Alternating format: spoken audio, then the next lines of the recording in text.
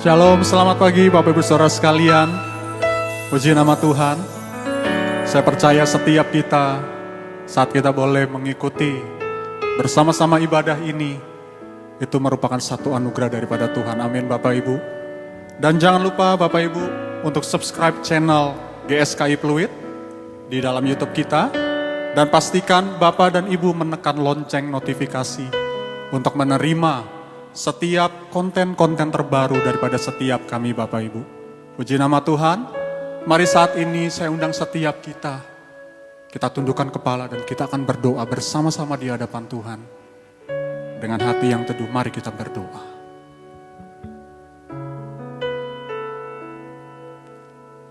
Ketika pagi ini kami boleh menghampiri Engkau ya Tuhan, betapa hati kami limpah dengan ucapan syukur. Terlebih pagi ini Bapa, kami memperingati Bapa. Dan kami mengingat akan pengorbanan-Mu di kayu salib. Sungguh besar kasih setia-Mu Tuhan bagi setiap kami. Dan biarlah setiap kami Tuhan, kami membalas cinta kasih-Mu Tuhan, dengan memberikan seluruh kehidupan kami bagi Engkau saja.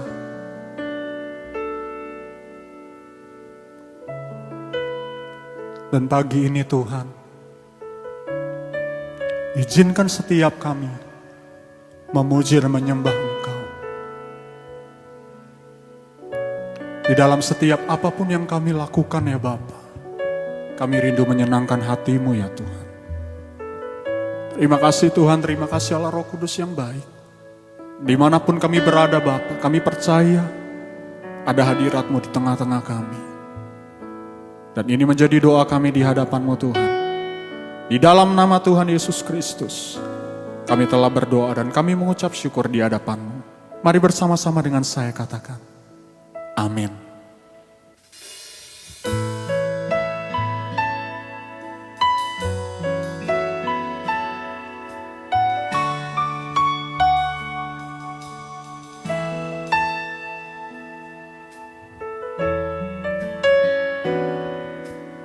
Kemanakah aku dapat pergi, menjauhi roh-Mu yang suci, Kau sahabat dan Kau dekat.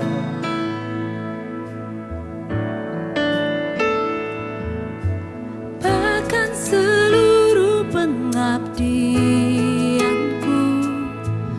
tak bisa membalas kesetiaan-Mu, sungguh mulia dan berharga.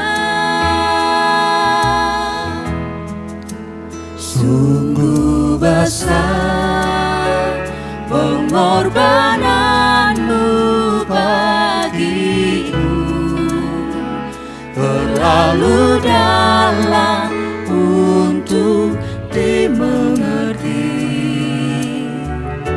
Sungguh besar, sungguh indah yang Kau pikirkan tentangku, tak terselami bagiku. Sungguh indah.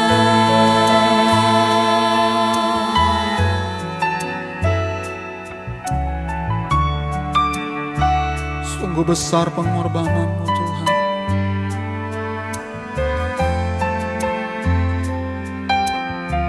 Bahkan seluruh pengabdianku, bahkan seluruh pengabdianku tak bisa membalas kesetiaan-Mu, sungguh mulia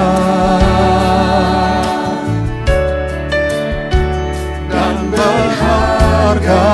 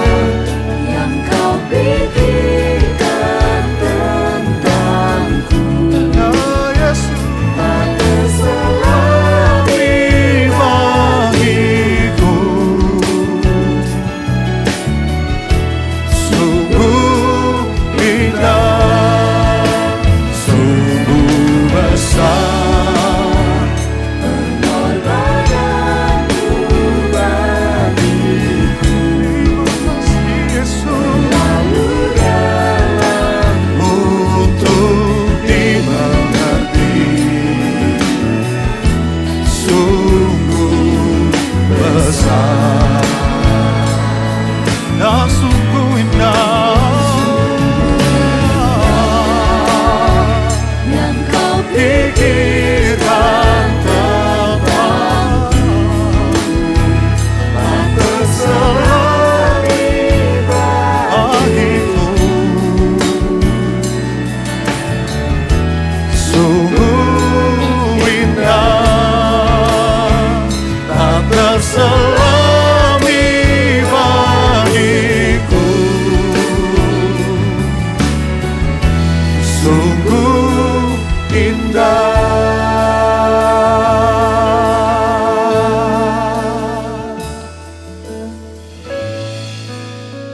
Terlalu besar kasih setiamu Tuhan. Sungguh indah kasih-Mu bagi setiap kami. Patutlah kami bersyukur di hadapan-Mu Tuhan.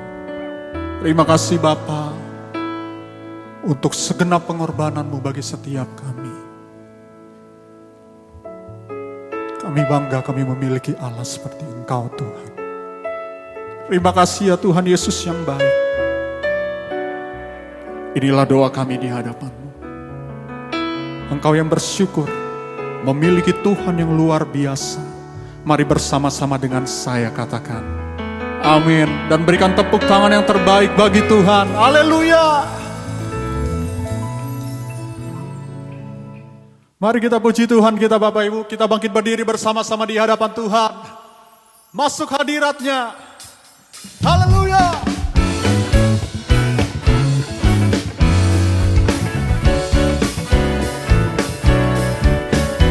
Mari dengan bersukacita bertepuk tangan bersama-sama di hadapan Tuhan.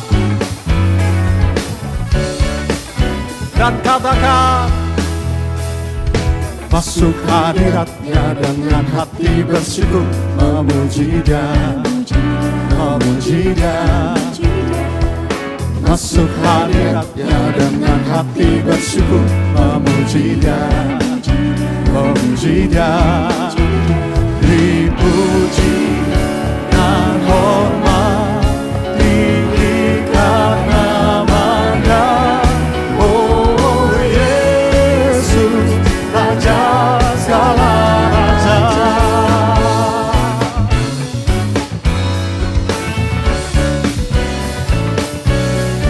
Mari masuk hadirat-Nya dan tinggikan Tuhan. Katakan, masuk hadirat-Nya dengan hati bersyukur, memuji Dia, memuji Dia. Masuk hadirat-Nya dengan hati bersyukur, memuji Dia, memuji Dia. Dipuji dan hormat, tinggikan nama-Nya. Oh Yesus, Raja segala raja.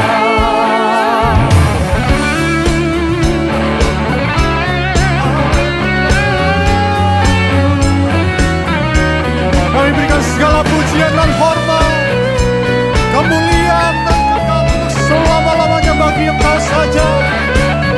Mari katakan, dipuji dan hormat, tinggikan nama-Nya. Oh Yesus, Raja segala berilah puji bagi Dia. Dipuji dan hormat, tinggikan nama-Nya. Oh Yesus, raja. sekali lagi katakan di hadapan-Nya.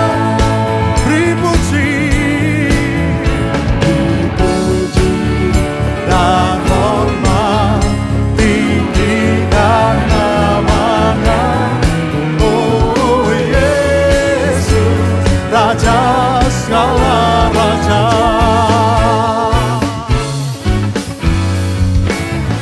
Segala pujian bagi Engkau Raja kami. Amin. Tepuk tangan bagi Tuhan. Haleluya. Kita masih tetap bangkit berdiri Bapak Ibu. Kita puji Dia. Dialah Allah yang merubah ratapan kita. menjadi tarian. Haleluya.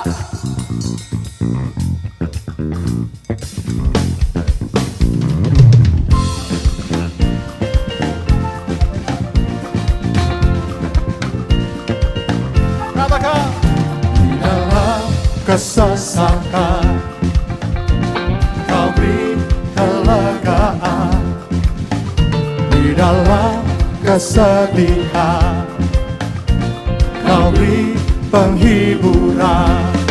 Kasih-Mu telah menyingkirkan segala kegelapan. Fajar pagi pun merekam, membawa damai dan sukacita. Kau telah ubahkan ratapan ini menjadi tarian. Ku kan bersuka, nyanyikan hidup pujian. Kau telah ubahkan ratapan ini menjadi tarian. Ku kan bersuka, nyanyikan hidup pujian. Haleluya.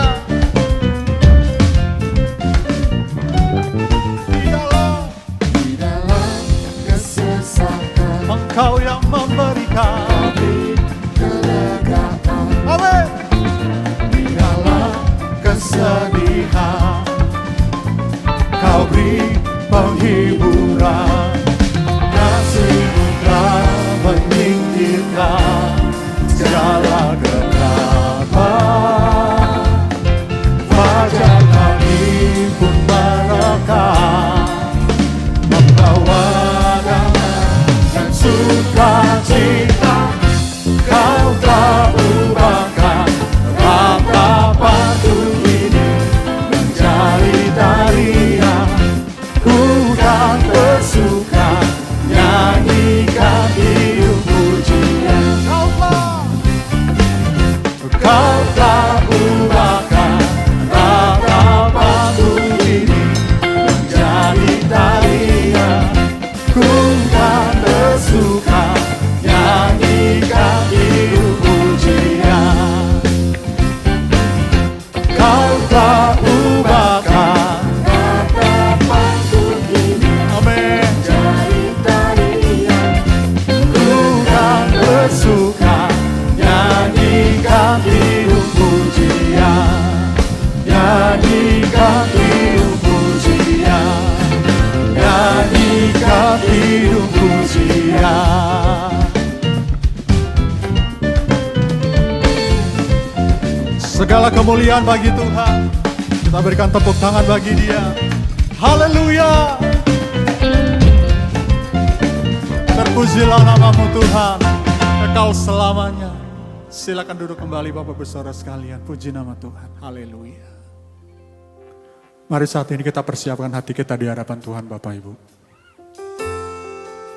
Kita rindu mendengar firman-Nya saat ini.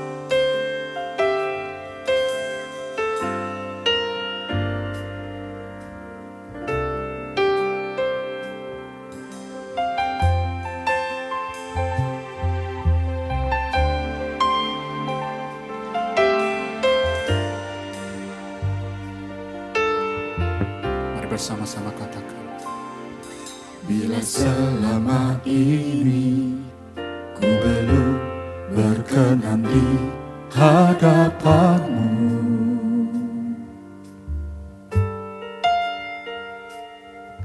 tak ku lakukan kehendak-Mu, tak ku penuhi rencana-Mu Bapa.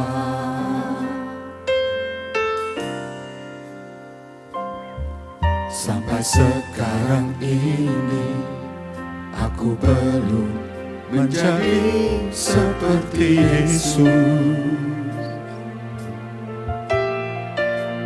Beriku kesempatan, di sisa waktuku Kau ubahkan satu yang ku perlu. ku mohon padamu, sempurna seperti Bapa, serupa dengan Yesus teladanku.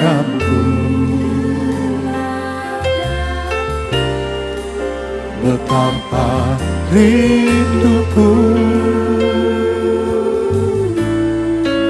berkenan padamu,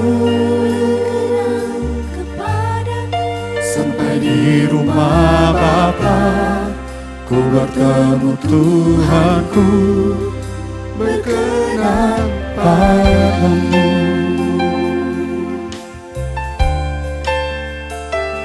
Dengan lebih sungguh lagi katakan pujian ini di hadapannya. Bila selama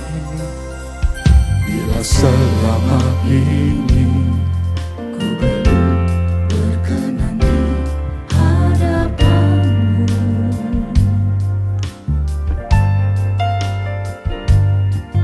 tak ku lakukan kehendakmu, tak ku penuhi rencanamu Bapa.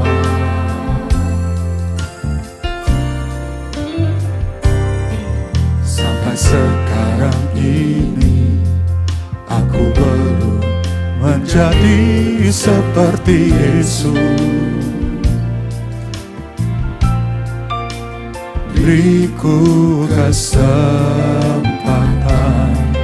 di sisa waktuku Kau ubahkan satu yang ku perlu.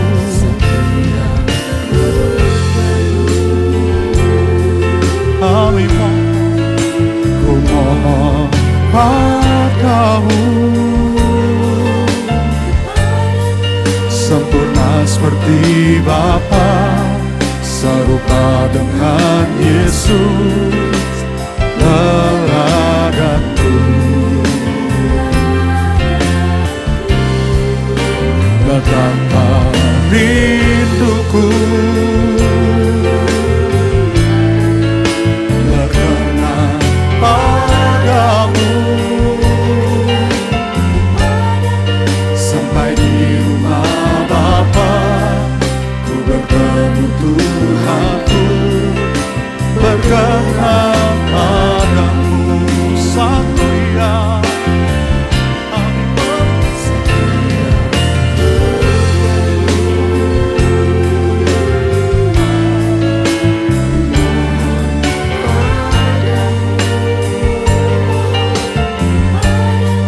Satu yang seperti Bapa, serupa dengan Yesus teladanku.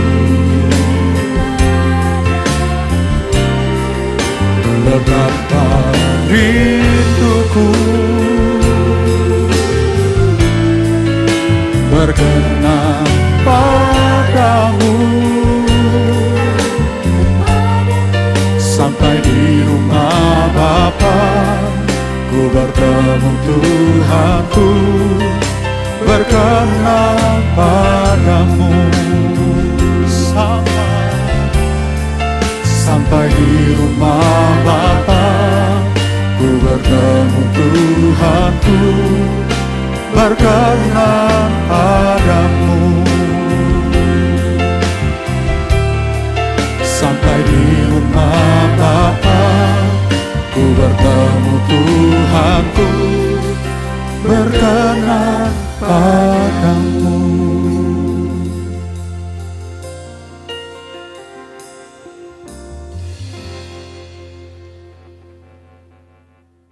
Shalom Bapak Ibu Saudara-saudariku yang terkasih dalam Tuhan Yesus Kristus. Hari ini kita akan mengikuti perjamuan kudus. Dan sekarang sebelumnya kita akan mendengarkan firman Tuhan terlebih dahulu. Mari kita bangkit berdiri dan kita berdoa.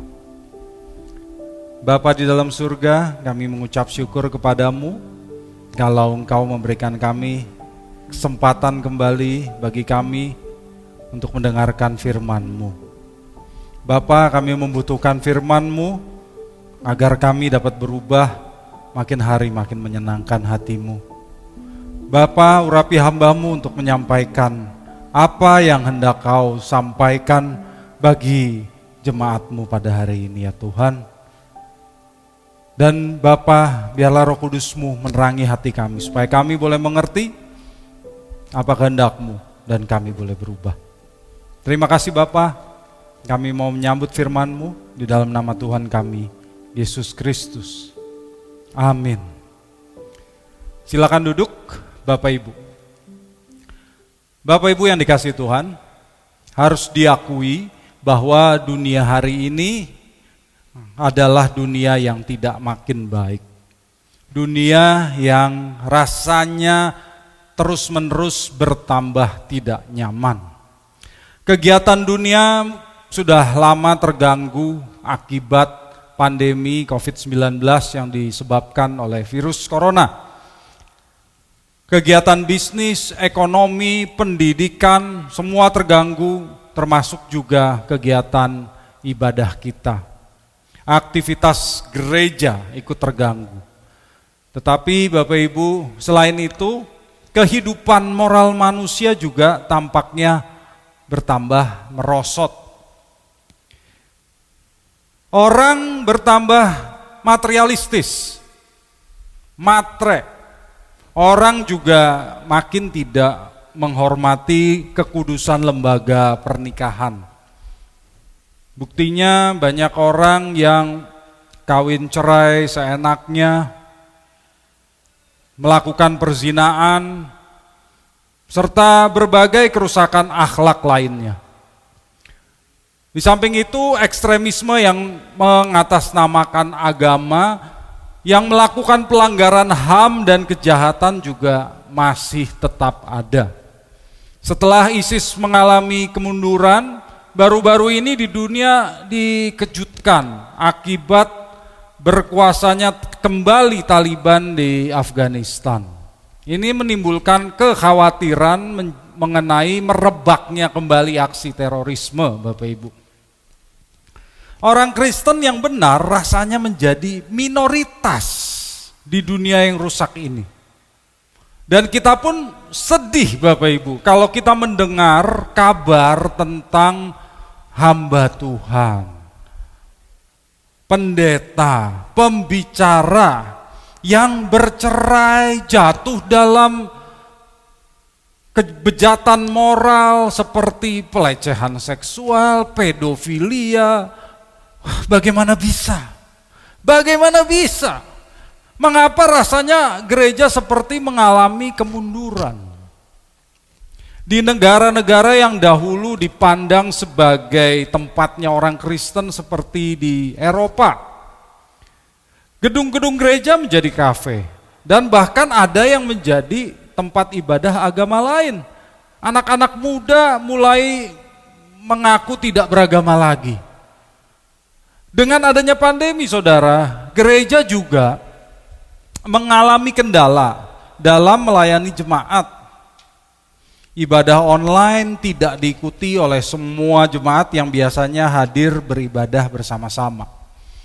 Nah, kalau begitu, berarti ada dong kegiatan yang dianggap lebih penting dibandingkan ibadah. Karena dilakukan di jadwal ibadah yang biasa. Pelayanan pastoral juga mengalami kendala Bapak Ibu akibat kesulitan bertatap muka. Ya, saya tahu teknologi video conference memang ada, tetapi dalam banyak hal ada yang kurang dalam interaksinya. Sehingga saya sempat berpikir betapa sulit untuk memulihkan keadaan gereja pada saat situasi pandemi benar-benar berakhir nanti. Ada orang yang rindu untuk bersekutu kembali di gereja, tapi kenyataannya banyak juga loh orang yang merasa lebih nyaman untuk beribadah di rumah masing-masing. Ya, padahal ibadah Kristen dari semula itu memang merupakan ibadah korporat, Bapak Ibu. Artinya ibadah yang dilakukan oleh banyak orang bersama-sama dengan orang lain dan di tempat yang sama. Karena itu Bapak Ibu, saya berharap apabila nanti kita kembali beribadah di gedung gereja, Bapak Ibu kembali mendukung kami dengan hadir beribadah sesuai dengan jadwal. Amin. Bapak Ibu saudara-saudariku yang terkasih dalam Tuhan, tantangan-tantangan yang tadi saya sebutkan membuat kita berpikir betapa sulitnya menghadirkan kerajaan Allah di dunia ini. Padahal Tuhan Yesus sendiri mengajarkan dalam doa Bapa kami agar kita berdoa, datanglah kerajaanmu. Tetapi kita orang percaya yang seharusnya menghadirkan kerajaan Allah itu nampak makin tidak berperan penting di dunia ini.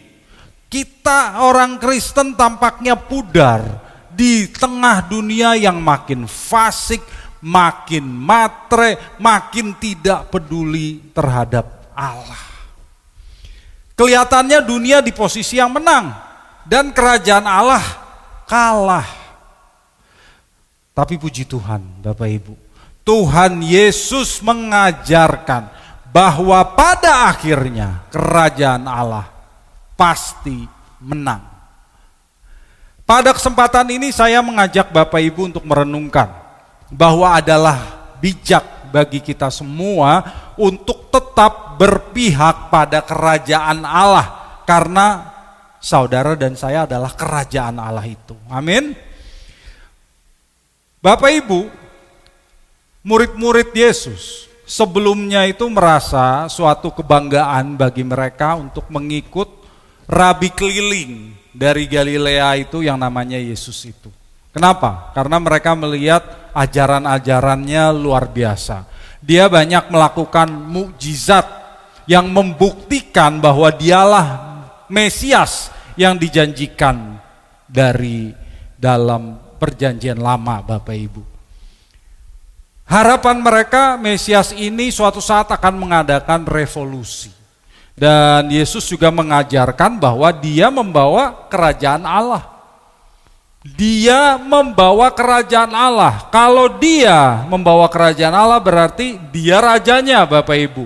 Jadi murid-murid Yesus berpikir Yesus dan para pengikutnya nanti akan mengenyahkan penjajah Romawi dan kembali mendirikan kerajaan Israel. Yesus akan memerintah sebagai raja penerus tahta Daud dan mereka akan menjadi menteri-menterinya. Wah, itu suatu hal yang patut untuk dinantikan, bukan? Bagi mereka orang-orang sederhana seperti itu, kalau mereka boleh jadi pejabat kerajaan, wah itu suatu kehormatan Bapak Ibu.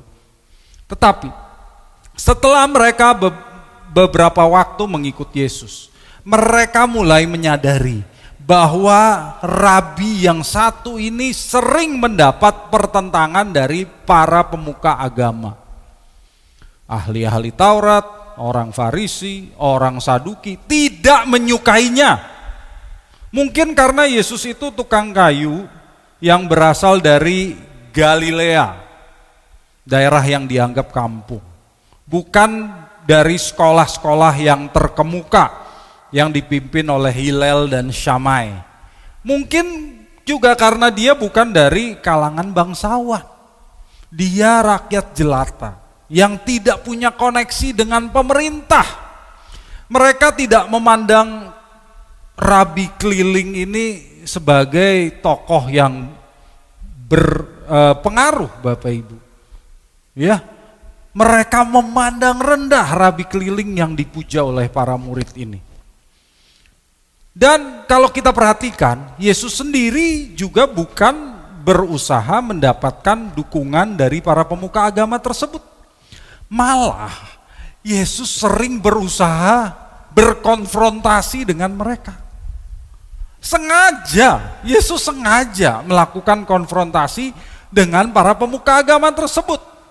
Nah, suatu hari Bapak Ibu, Yesus menyembuhkan seorang perempuan yang sudah 18 tahun dirasuk roh jahat. Dan kebetulan hari itu adalah hari Sabat, sehingga para pemuka agama Yahudi mengkritik Yesus. Tetapi apa kata Yesus? Coba kita lihat di Lukas 13 ayat 15 sampai 17. Lukas 13 ayat 15 sampai 17. Tetapi Tuhan menjawab dia, katanya, "Hai orang-orang munafik, bukankah setiap orang di antaramu melepaskan lembunya atau keledainya pada hari Sabat dari kandangnya dan membawanya ke tempat minuman? Bukankah perempuan ini yang sudah 18 tahun diikat oleh iblis harus dilepaskan dari ikatannya itu karena dia adalah keturunan Abraham?" Dan waktu ia berkata demikian, semua lawannya merasa malu, dan semua orang banyak bersuka cita karena segala perkara mulia yang telah dilakukannya. Nah, Bapak Ibu saudara-saudariku yang dikasihi Tuhan, ketika Yesus ditegur, dikritik oleh para pemuka agama tersebut, bukannya Yesus menjawab secara diplomatis, Yesus malah memanggil mereka munafik dan membuat mereka malu. Yesus malah mempermalukan mereka di depan banyak orang. Nah, coba Bapak Ibu, pikirkan apa yang dirasakan oleh para murid. Pantas saja kalau mereka menjadi kecil hati dan berpikir, tambah jauh saja kita dari mewujudkan kerajaan Allah. Maksudnya mereka berpikir, dengan mempermalukan para pemuka agama itu, musuh-musuh Yesus makin banyak. Dan makin sulit bagi mereka untuk mendapatkan dukungan. Tetapi Tuhan Yesus melihat reaksi mereka. Dan Tuhan Yesus menyampaikan perumpamaan ini. Mari kita baca di ayat-ayat selanjutnya di Lukas 13 ayat 18 dan 19. Maka kata Yesus, "Seumpama apakah hal kerajaan Allah dan dengan apakah aku akan mengumpamakannya? Ia seumpama biji sesawi yang diambil dan ditaburkan orang di kebunnya. Biji itu tumbuh dan menjadi pohon, dan burung-burung di udara bersarang pada cabang-cabangnya." Bapak Ibu yang dikasihi Tuhan, di Perjanjian Lama, gambaran mengenai pohon yang cukup besar dan bisa menjadi tempat burung-burung bersarang digunakan untuk menggambarkan pemimpin-pemimpin besar. Dan khususnya di Yehezkiel 17 ayat 22 dan 23, pohon itu digambarkan sebagai Mesias. Mari kita buka Yehezkiel 17 ayat 22 dan 23. Beginilah firman Tuhan Allah, "Aku sendiri akan mengambil sebuah carang dari puncak pohon aras yang tinggi dan menanamnya. Aku mematahkannya dari pucuk yang paling ujung dan yang masih muda. Dan aku sendiri akan menanamnya di atas sebuah gunung yang menjulang tinggi ke atas. Di atas gunung Israel yang tinggi akan kutanam dia, agar ia bercabang-cabang dan berbuah, dan menjadi pohon aras yang hebat. Segala macam burung dan yang berbulu bersayap tinggal di bawahnya, mereka bernaung di bawah cabang-cabangnya." Maka Bapak Ibu, tidak heran kalau Tuhan Yesus menggunakan perumpamaan mengenai pohon yang menjadi tempat burung-burung bersarang, sebab dia ingin menyatakan kepada para pengikutnya bahwa mereka tidak salah mengikut dia.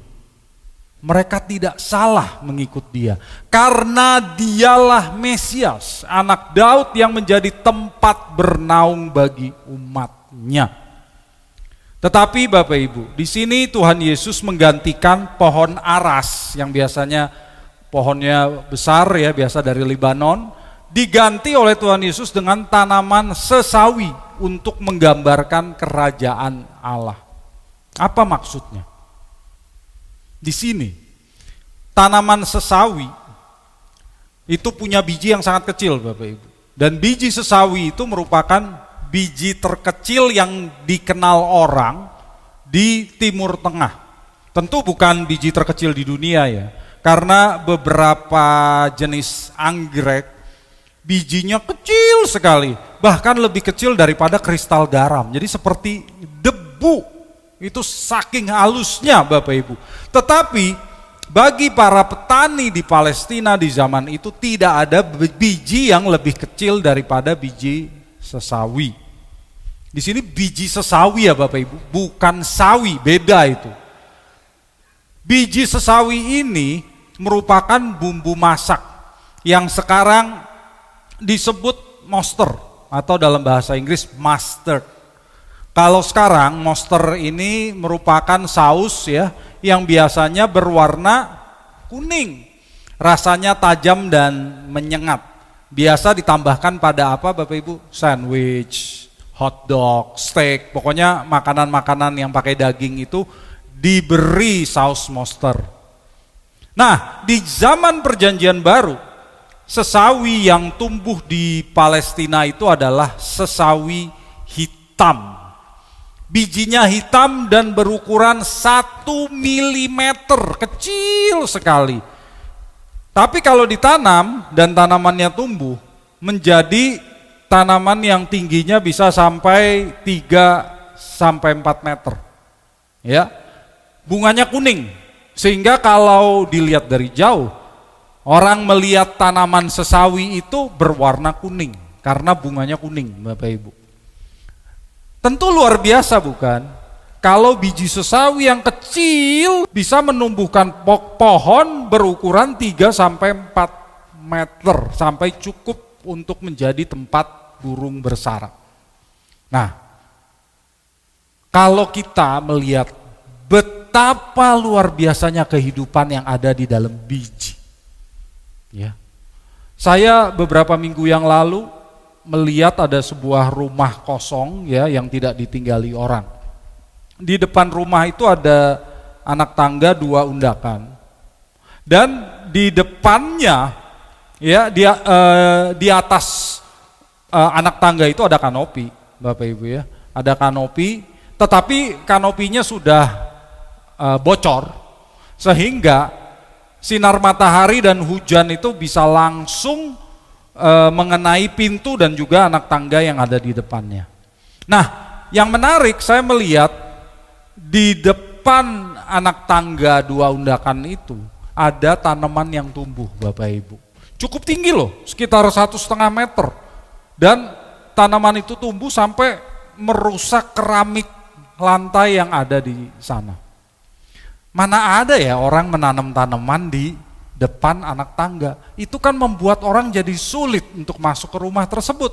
Makanya saya bercanda dengan istri saya waktu itu. Ini orang aneh ya.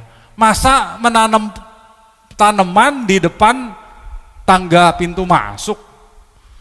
Tapi sebetulnya saya juga tahu Bapak Ibu, tidak ada orang yang sengaja menanam tanaman di depan pintu masuknya sehingga membuat orang sulit masuk. Tampaknya ada biji yang jatuh di depan tangga itu. Dan karena kanopinya bocor, maka sinar matahari dan hujan langsung mengenai biji itu, maka tumbuhlah tanaman itu. Tumbuh dia secara tidak sengaja karena disinari matahari dan terkena hujan. Mungkin Bapak Ibu juga pernah melihat ada pohon yang tumbuh di trotoar sampai merusak trotoar tersebut. Ya, jadi itulah kekuatan biji. Pagar pun bisa rusak kalau ada tanaman yang tumbuh di sana. Biji itu mengandung kehidupan yang bisa bertumbuh menjadi besar sekalipun asalnya kecil, Bapak Ibu. Maka Tuhan Yesus berkata di sini, kalau Dia sudah menaburkan biji kerajaan Allah itu, tidak ada yang bisa menahan pertumbuhannya. Awalnya mungkin tidak terlihat karena biji itu tumbuhnya di dalam tanah. Tetapi suatu hari biji tanaman itu akan keluar menembus tanah dan bertambah tinggi bahkan menjadi sebuah pohon, menjadi tempat perlindungan dengan Yesus sebagai raja dari kerajaan itu. Nah, dengan menceritakan perumpamaan ini, Tuhan Yesus sesungguhnya ingin mengoreksi pandangan dari para murid mengenai kerajaan Allah. Karena kerajaan Allah itu tidak hadir dengan gegap gempita, dengan kemegahan duniawi, seperti kalau Kaisar Romawi baru pulang dari peperangan dan memenangkan perang. Wah, itu meriah luar biasa. Para murid beranggapan Yesus nanti menjadi raja seperti itu. Meriah, luar biasa, megah. Tetapi Yesus ingin mengoreksi pandangan ini. Yesus mengatakan, pertumbuhan kerajaan Allah itu diam-diam. Awalnya tidak terlihat, tetapi suatu saat nanti, pada saat kedatangannya yang kedua, kerajaan Allah akan termanifestasikan secara utuh sebagai kerajaan kekal yang berkuasa di alam semesta ini. Bahkan gereja-gereja yang ada sekarang ini belum ada apa-apanya dibandingkan dengan kerajaan Allah itu kelak. Pada akhirnya kerajaan Allah menang. Kerajaan Allah akan menang dan tidak ada yang sanggup untuk menahannya. Jadi Bapak Ibu, kalau kita membaca di perikop lain seperti di Matius 17 ayat 20, Lukas 17 ayat 6 mengenai iman sebesar biji sesawi, jangan kita salah mengerti ya Bapak Ibu ya. Yang dimaksud oleh iman sebesar biji sesawi itu adalah iman yang kita miliki yang awalnya tidak kelihatan dapat berdampak sangat besar. Jangan malah ditafsirkan bahwa dengan iman kita dapat bertindak seenak hati kita sendiri. Dengan iman kita dapat melakukan hal-hal yang mustahil bagi manusia. Itu bukan iman namanya.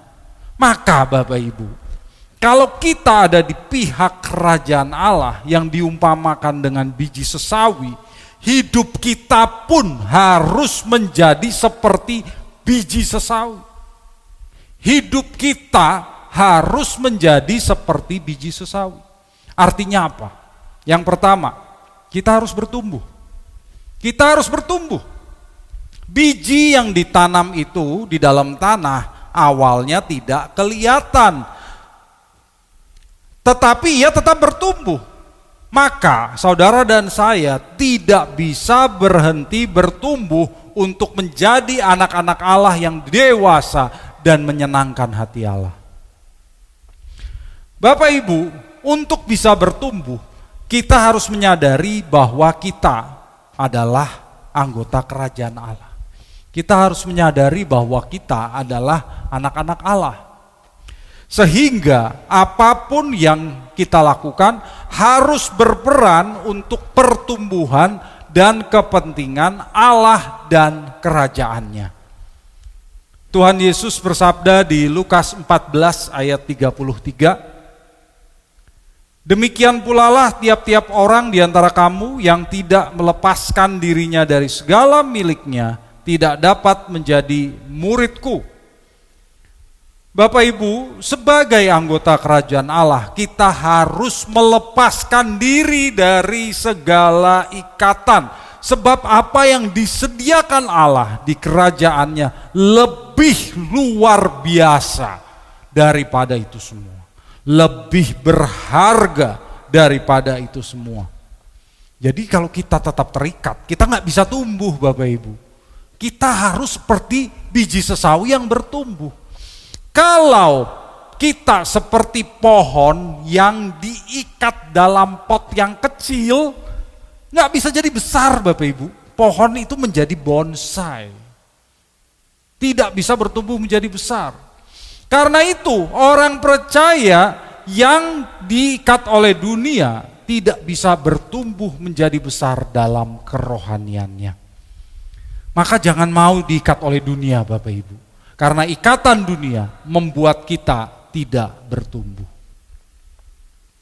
Bapak Ibu yang dikasihi Tuhan, kalau kita mau bertumbuh, kita harus mengonsumsi makanan rohani yang bergizi.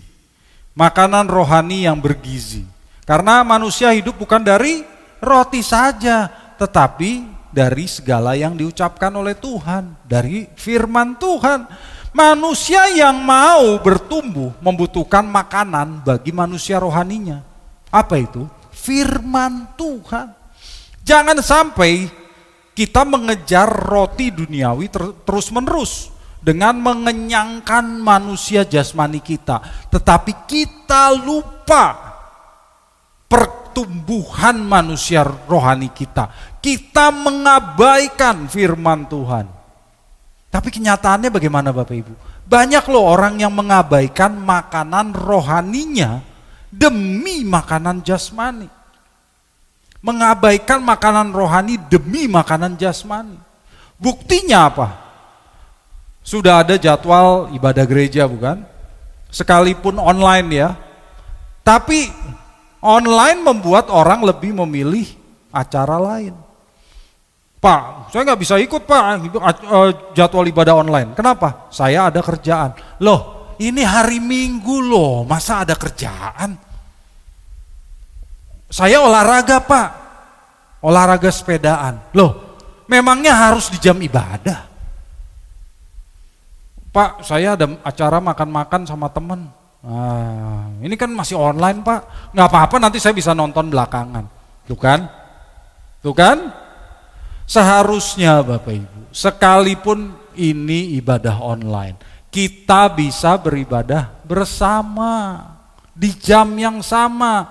Kita itu mau ibadah Bapak Ibu, bukan menonton ibadah. Beribadah dengan menonton ibadah sama atau tidak? Beda Bapak Ibu, beda. Tentu saya tetap menghargai Bapak Ibu yang mengikuti ibadah ini, sekalipun pada jadwal yang berbeda. Karena dengan adanya YouTube, ibadah ini bisa disaksikan kapan saja, diikuti kapan saja. Dan saya juga bersuka cita bagi Bapak Ibu yang dari mana saja mengikuti ibadah ini. Kami berharap apa yang kami lakukan ini dapat memberkati Bapak Ibu.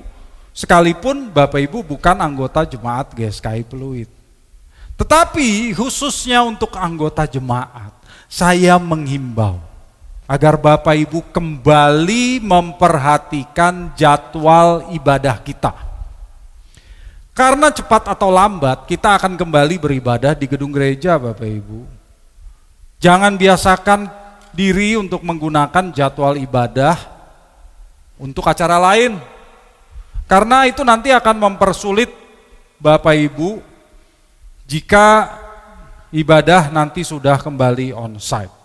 Dan kalau sudah menggunakan jadwal ibadah untuk acara lain ya karena berpikir nanti juga bisa ditonton belakangan, akhirnya apa yang terjadi? Banyak orang yang lupa dan akhirnya tidak beribadah. Nah, nanti kehilangan berkat loh. Nanti tidak memperoleh berkat loh. Jadi Bapak Ibu Saudara-saudari, hidup kita sebagai warga kerajaan Allah harus bertumbuh seperti biji sesawi yang ditanam. Tanpa asupan firman Tuhan yang murni, Bapak Ibu tidak bisa bertumbuh. Ya, nggak bisa bertumbuh. Jadi hargailah firman Tuhan Bapak Ibu. Nah, itu yang pertama. Yang kedua, sebagai warga kerajaan Allah, hidup kita harus berdampak. Biji sesawi itu sekalipun kecil, jika dijadikan bumbu masak itu memberikan rasa. Ya, coba Bapak Ibu pakai monster, berasa atau tidak? Pasti ada rasa. Enak, digunakan untuk makanan seperti steak itu jadi enak. Juga seperti garam yang kecil dan larut dalam air sehingga tidak kelihatan. Tetapi kita bisa merasakan kalau makanan itu ada garamnya, betul nggak? Coba Bapak Ibu masak nggak pakai garam? Tidak pakai garam, enak gak? Ya, maka hidup kita sekalipun kecil harus berdampak bagi lingkungan sekitar kita. Sudahkah Bapak Ibu berdampak? Kehadiran kita adalah kehadiran kerajaan Allah Bapak Ibu. Karena itu kita harus membawa pengaruh kerajaan Allah bagi lingkungan kita. Kita harus memperbaiki lingkungan kita untuk kemuliaan nama Allah. Kalau itu kita tidak lakukan, bagaimana kita bisa berkata, aku menghadirkan kerajaan Allah? Bagaimana kita bisa berdoa, datanglah kerajaan-Mu, tetapi kita tidak berusaha menghadirkan kerajaan Allah. Ya, Bapak Ibu. Jadi yang kedua, jangan lupa kita harus berdampak. Nah, Bapak Ibu yang dikasihi Tuhan, untuk memperkuat pesannya, Tuhan Yesus memberikan satu perumpamaan lagi, yaitu perumpamaan mengenai ragi. Ya, saya akan bahas dengan singkat. Lukas 13 ayat 20 dan 21. Lukas 13 ayat 20 dan 21. Dan ia berkata lagi, dengan apakah aku akan mengumpamakan kerajaan Allah? Ia seumpama ragi yang diambil seorang perempuan dan diadukkan ke dalam tepung terigu 3 sukat sampai khamir seluruhnya. Bapak Ibu yang dikasihi Tuhan, biasanya orang menganggap ragi itu adalah lambang pengaruh negatif yang membawa pembusukan. Tetapi kali ini ragi digunakan Yesus dalam perumpamaan yang bermakna positif. Ragi itu apa sih? Mungkin banyak dari kita tidak tahu ya. Ragi itu mikroorganisme kecil yang bersel satu dan termasuk jamur. Dalam proses fermentasi, ragi mengubah gula menjadi karbon dioksida sehingga adonan menjadi mengembang. Kalau buat roti dikasih ragi, adonannya menjadi mengembang, Bapak Ibu. Nah, dalam perumpamaan ini Tuhan Yesus mengatakan ada perempuan mengambil ragi. Mengambil ragi itu artinya hanya sedikit, hanya sejumput ragi saja, lalu mencampurkannya dalam tepung terigu. Nah, di sini tepung terigunya katanya 3 sukat, tapi istilahnya sebetulnya tidak tepat. Karena 1 sukat di Indonesia itu 2 liter ya. Sementara dalam bahasa aslinya digunakan satuan saton. Saton, yaitu lebih dari 13 liter. Ya bukan 1 ton, saton itu bukan 1 ton ya. 1 saton artinya lebih dari 13 liter. Maka yang dimaksud dengan 3 saton adalah 40 liter tepung. 40 liter tepung itu banyak atau sedikit? Banyak, Bapak Ibu. Banyak sekali. Jadi perumpamaan mengenai ragi ini paralel dengan perumpamaan mengenai biji sesawi. Sejumlah kecil ragi dapat membuat adonan roti 40 liter itu mengembang.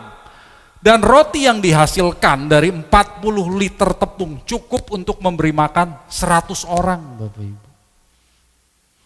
Nah, maksud Tuhan Yesus apa? Maksudnya, gerakan Tuhan Yesus dan sedikit pengikutnya itu bukan suatu kendala bagi Allah untuk menjangkau seluruh dunia. Di sini ragi harus menyentuh adonan roti lalu diaduk, betul nggak?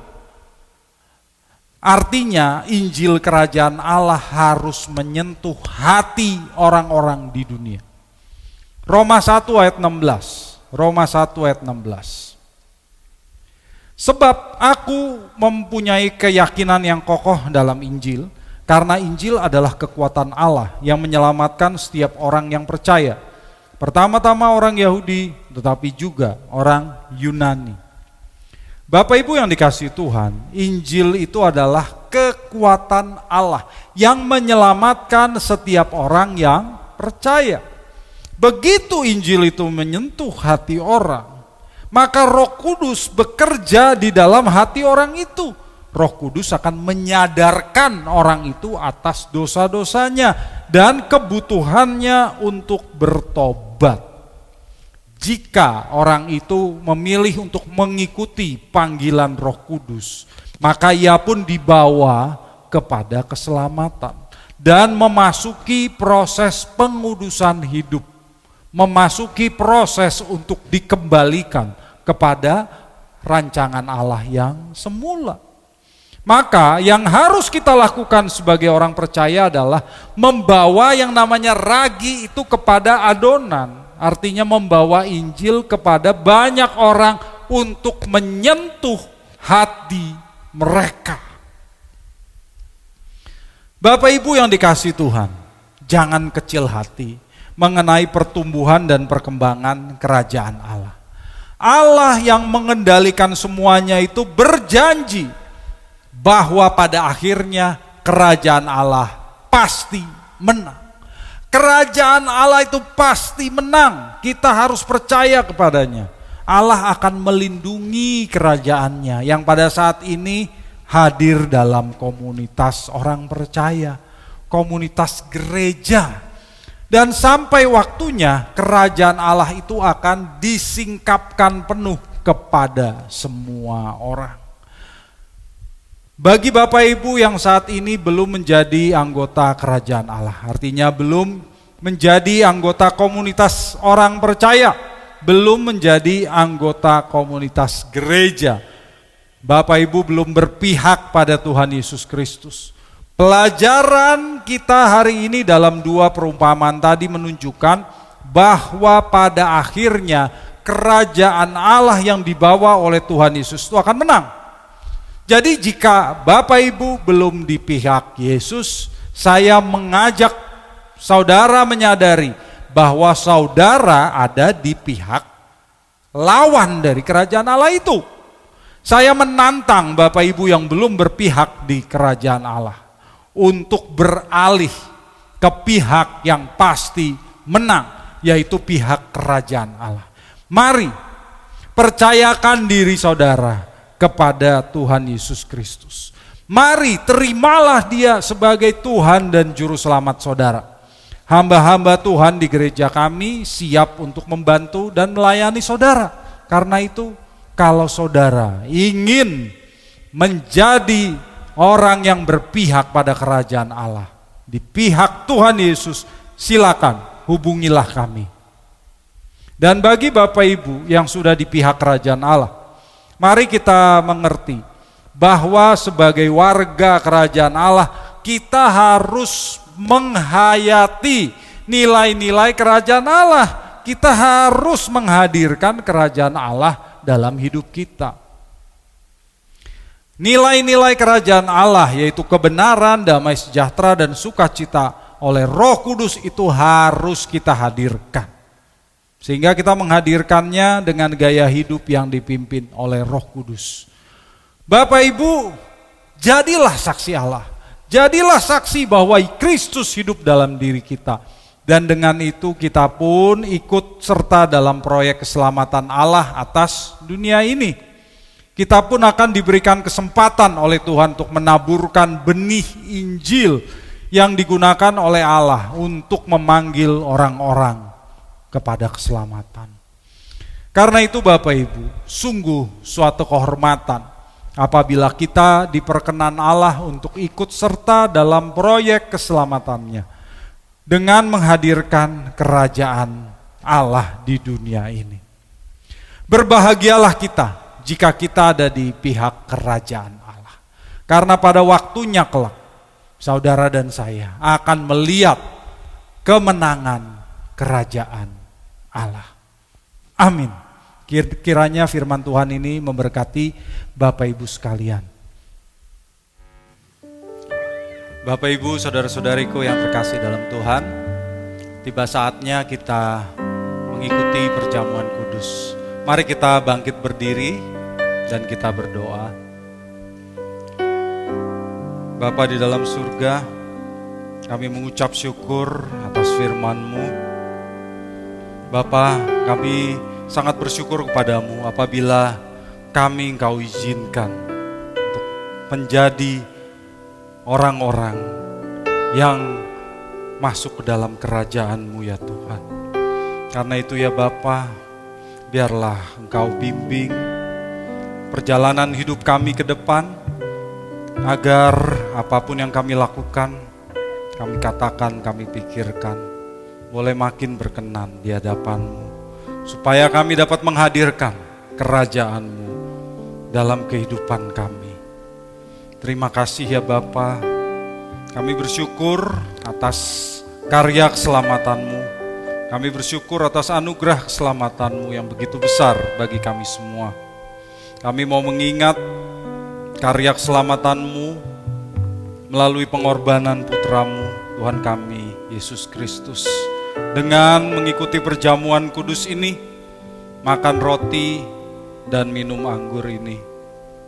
Dan Bapa, seperti putramu, Tuhan Yesus yang telah menjadi roti yang terpecah dan anggur yang tercurah, kami pun rela untuk menjadi roti yang terpecah dan anggur yang tercurah, menjadi berkat bagi sesama, dan turut serta dalam memberitakan karya keselamatan-Mu bagi dunia ini.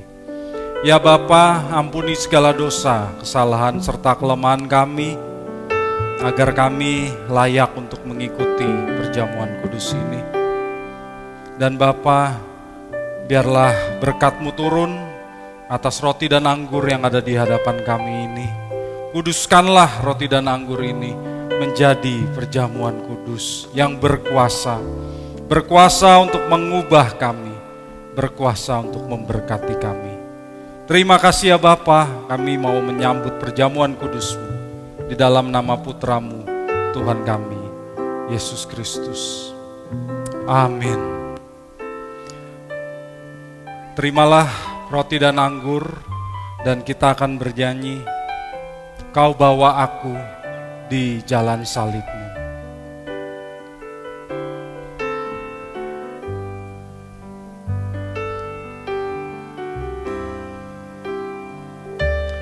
Kau bawa aku di jalan salib-Mu.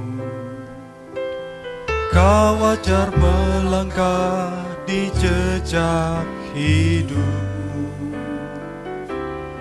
Perjuangan yang telah Kau lakukan, pengorbanan-Mu demi kemenangan. Sekali lagi, Kau bawa aku.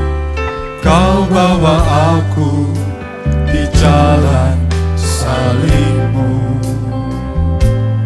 Kau ajar melangkah di jejak hidup-Mu. Perjuangan yang telah Kau lakukan, pengorbanan-Mu demi kemenangan. Ku mau ikut Yesus, ku mau ikut Yesus, Tuhan dan Rajaku.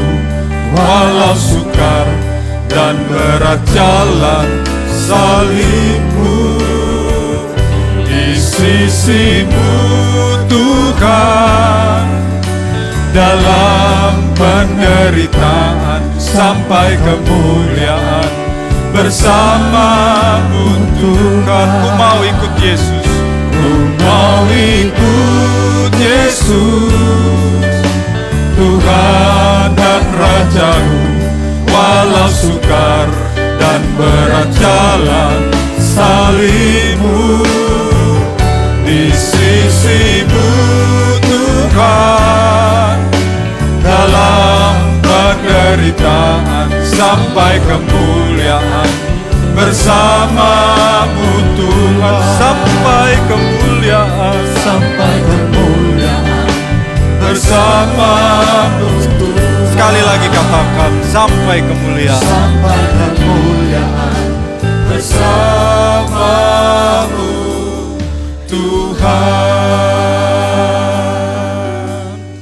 Angkat roti dan anggur dan ikuti apa yang saya katakan. Di dalam nama Tuhan Yesus, aku percaya bahwa tubuh Tuhan Yesus telah dipecah-pecahkan. Darah Tuhan Yesus telah ditumpahkan bagi pengampunan dan penebusan dosa-dosaku. Oleh kurban Tuhan Yesus, aku percaya aku dibebaskan dari kutuk dosa, kutuk maut, segala kutuk dan api neraka. Oleh kurban Tuhan Yesus, aku percaya aku telah memperoleh pengampunan dosa, keselamatan, hidup kekal, kesembuhan, pemulihan, kemenangan, dan kelimpahan berkat di dalam Tuhan. Oleh kurban Tuhan Yesus, aku percaya dan menerima bahwa aku milik Tuhan untuk mengabdi dan melayani bagi Tuhan Yesus dengan segenap hidupku selama-lamanya. Turunkan tangan saudara. Sesungguhnya sengsaramu karena salahku, sesungguhnya deritamu karena dosaku, sesungguhnya kedatanganmu gantikan tempatku, agar aku tak binasa. Sesungguhnya sengsaramu karena salahku, sesungguhnya deritamu karena dosaku, sesungguhnya kedatanganmu gantikan tempatku, agar aku tak binasa. Angkat roti dengan tangan kanan saudara. Sebab apa yang telah kuteruskan kepadamu telah aku terima dari Tuhan, yaitu bahwa Tuhan Yesus pada malam waktu ia diserahkan mengambil roti, dan sesudah itu ia mengucap syukur atasnya. Ia memecah-mecahkannya dan berkata, "Inilah tubuhku yang diserahkan bagi kamu. Perbuatlah ini menjadi peringatan akan aku." Roti ini menunjuk tubuh Tuhan Yesus yang diserahkan bagi kita. Mari kita makan bersama-sama di dalam nama Tuhan Yesus.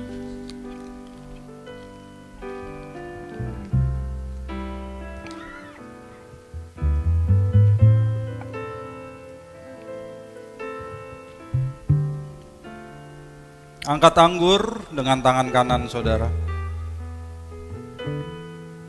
Demikian juga ia mengambil cawan, sudah makan, lalu berkata, "Cawan ini adalah perjanjian baru yang dimeteraikan oleh darahku. Perbuatlah ini setiap kali kamu meminumnya menjadi peringatan akan aku. Sebab setiap kali kamu makan roti ini dan minum cawan ini, kamu memberitakan kematian Tuhan sampai ia datang." Anggur ini menunjuk darah Tuhan Yesus yang ditumpahkan bagi kita. Mari kita minum bersama-sama di dalam nama Tuhan Yesus.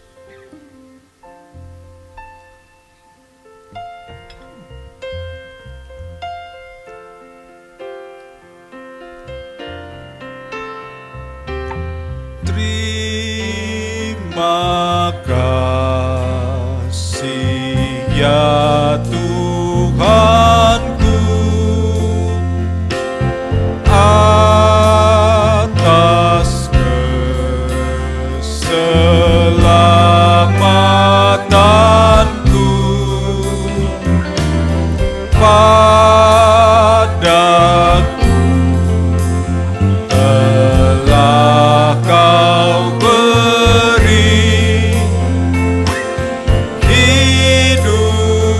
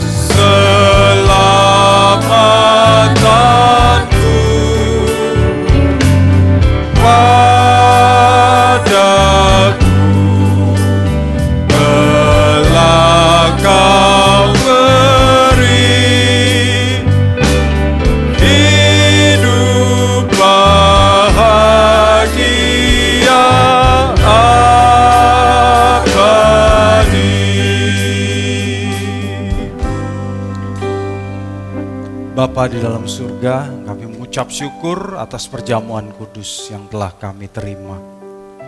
Biarlah dengan perjamuan kudus ini, kami yang sudah mengingat pengorbanan Putramu yang tunggal, Tuhan kami Yesus Kristus, dapat membawa kehidupan Tuhan Yesus dalam diri kami masing-masing. Dalam kehidupan kami setiap hari, kami menunjukkan bahwa Tuhan Yesus hidup di dalam kami, dan kami pun menghadirkan kerajaan-Mu melalui hidup kami. Terima kasih Tuhan, terima kasih. Kami naikkan doa ini di dalam nama Tuhan kami, Yesus Kristus. Amin. Bapak Ibu, tinggallah sejenak sampai dengan doa berkat. Dan sekarang mari kita ikuti beberapa pengumuman. Bagi Bapak, Ibu, Saudara-saudari yang terpanggil untuk mendukung pelayanan GSKI Pluit dapat memberikan persembahan ke rekening BCA KCU Pluit dengan nomor 1686533388. Sekali lagi, 1686533388 atas nama GSKI Pluit. Saudara dapat juga menggunakan aplikasi BCA Mobile untuk men-scan QR Code yang tampil di layar. Bapak, Ibu, Saudara-saudari juga dapat memberikan persembahan melalui aplikasi-aplikasi yang menerima KRIS seperti GoPay, Dana, OVO, Oktomobile CMB Niaga, Permata Mobile X, dan sebagainya. Dengan aplikasi-aplikasi tersebut, saudara dapat men-scan QR Code yang tampil di layar. Terima kasih atas dukungan persembahan saudara. Tuhan Yesus memberkati. Kami mengundang saudara-saudari untuk mengikuti ibadah Elevate pada hari ini pukul 13.30 di channel Elevate Live by Faith. Tema Teach Us to Number Our Days yang akan dibawakan oleh Pastor Nehemia Jinau. Ikuti pendalaman Alkitab membahas Injil Matius pada hari Kamis 9 September 2021 pukul 19 di Zoom. Akan dibawakan oleh Pendeta Mark P. Elia Saputra. Kami mengundang kaum wanita dan usia indah untuk mengikuti ibadah Usin Waski GSKI Pluit pada hari Kamis 16 September 2021 pukul 10 pagi dengan tema Melayani Perasaan Tuhan bersama Pendeta Gloria Atmaja. Kami mengundang kaum muda untuk mengikuti Komsel Youth E-Home pada setiap hari Jumat pukul 8 malam di Zoom. Bagi adik-adik remaja, mari ikuti ibadah remaja setiap hari Minggu pukul 10 pagi yang diadakan di Zoom. Ibadah sekolah minggu diadakan setiap hari Minggu di Zoom pada pukul 13 untuk kelas Joy, Hope, dan Love, serta pukul 14 untuk kelas Faith.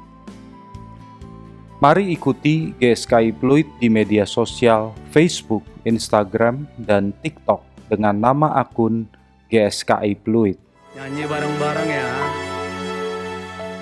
Dalam rangka menyambut hari ulang tahun GSKI Pluit, kami mengadakan duet challenge TikTok berhadiah.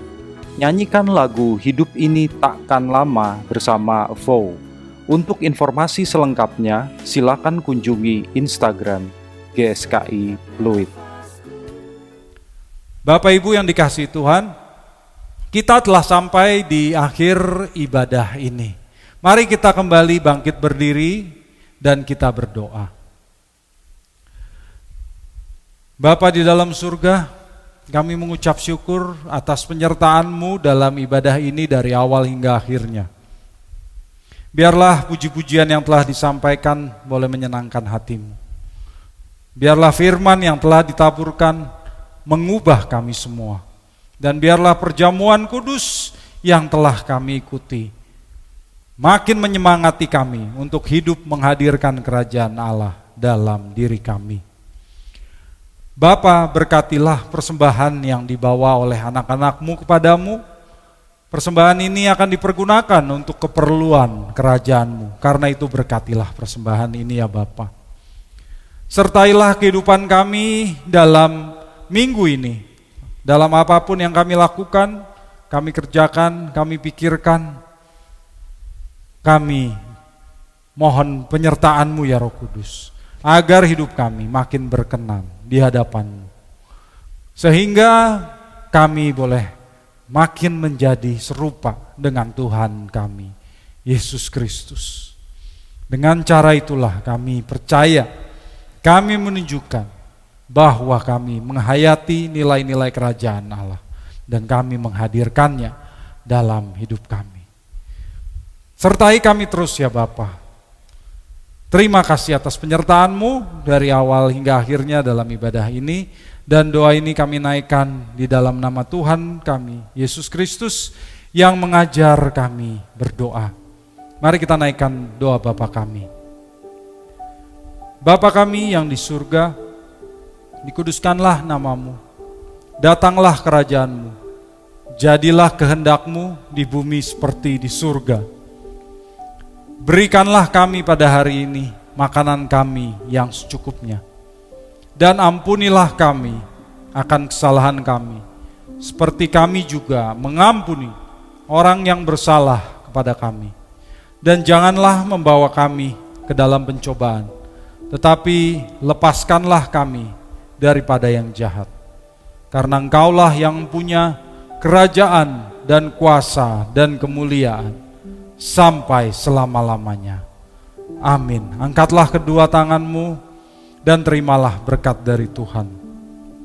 Biarlah cinta kasih dari Allah Bapa, berkat rahmat anugerah dari Putranya yang tunggal, Gembala Agung kita Tuhan Yesus Kristus, dalam persekutuan dengan Roh Kudus, beserta dengan saudara sekalian, mulai saat ini sampai selama-lamanya. Mari sama-sama yang diberkati katakan, amin. Bapak Ibu, saudara-saudariku yang terkasih dalam Tuhan Yesus, demikianlah akhir dari ibadah ini. Jangan lupa pada pukul 1.30 nanti ada ibadah Elevate yang dapat Bapak Ibu ikuti di channel YouTube Elevate Live by Faith. Ikutilah karena kami percaya ibadah ini pun akan sangat memberkati Bapak Ibu. Kita akan berjumpa kembali pada kesempatan mendatang. Sampai jumpa, Tuhan memberkati.